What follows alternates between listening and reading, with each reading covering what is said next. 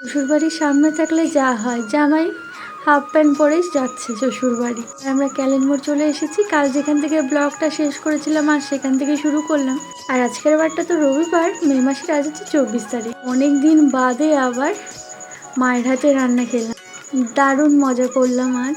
আর তার সঙ্গে মা আমার পছন্দের সব রান্না বান্না করেছে। নিজের সংসারের কাজবাজ সামলাতে আমাদের বিকেলই হয়ে গেল বাবার বাড়ি আসতে। খাবি কখন? খাবি কখন? ওই দেখো কেমন।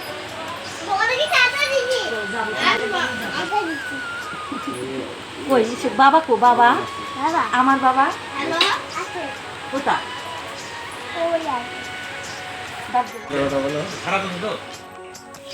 হ্যাঁ একাই খাবে, যাও ঘরে যাও। আসো তুমি জল নিয়ে পর, এই যে গ্লাস নিয়ে যা দিদি ভাই। কন্যা জানো, করোনা জানো। হ্যাঁ ফ্যান দাও তো, খিদা পাইছো। ও মা কি বলে শুনে যাও, রান্নাটা দারুণ হয়েছে। ওই যে আম দিয়ে সেটা না, আম দিয়ে বলে ওর খাবে। হ্যাঁ আম খাইছে। আম কলা নিতে হবে না,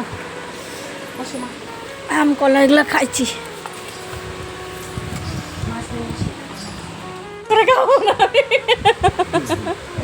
বাড়ি গিয়ে আর রান্না করে খাবো না।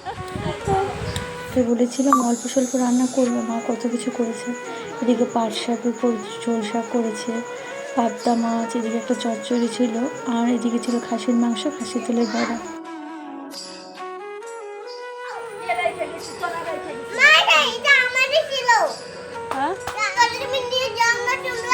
না এটা ভালো না, পচা, ফেলে দাও।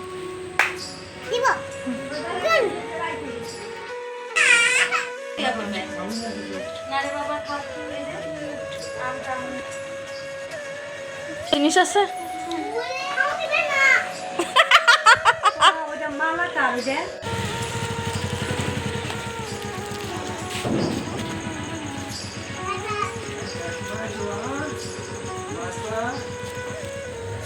নাইটি পরে চলে যাচ্ছি। আরো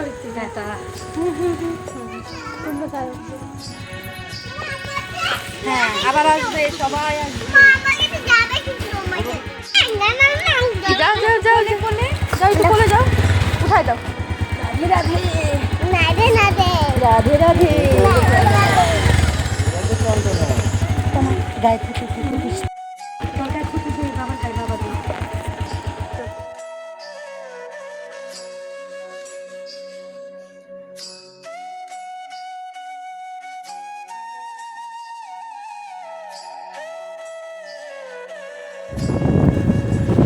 যাবি? মা আসার সময় লুচি, আবার তোমার হচ্ছে শ্যামাই, এদিকে মিষ্টি কুমড়ার ডোগা, আর হচ্ছে যে কচুগুলো যে হয়, তোমাকে দেখাচ্ছি দাঁড়া। এই যে এরকম কচুগুলো যে হয়, এই ডাগাগুলো যেরকম কালচে কালচে দেখতে, ডাগাগুলো কিন্তু বেশ ভালো লাগে। আর এই পাতাটা কিন্তু বাটা খেতে বড়া খাবে। তো বাড়িতে এসেই স্নান এখন করতে হবে, যেহেতু গপু আছে বাড়িতে, আবার সন্ধ্যা স্মরণটা দিতে হবে। তো আজকের ব্লগটা এখানেই শেষ করছি। সকলে ভালো থেকো, সুস্থ থেকো। আর ভিডিওটা যদি ভালো লাগে লাইক সাবস্ক্রাইব করে অবশ্যই পাশে থেকো। আর কমেন্টে জানিও ভিডিওটা কেমন লাগলো।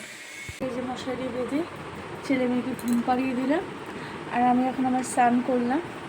এখন আমি গপুকে স্মরণ দেবো।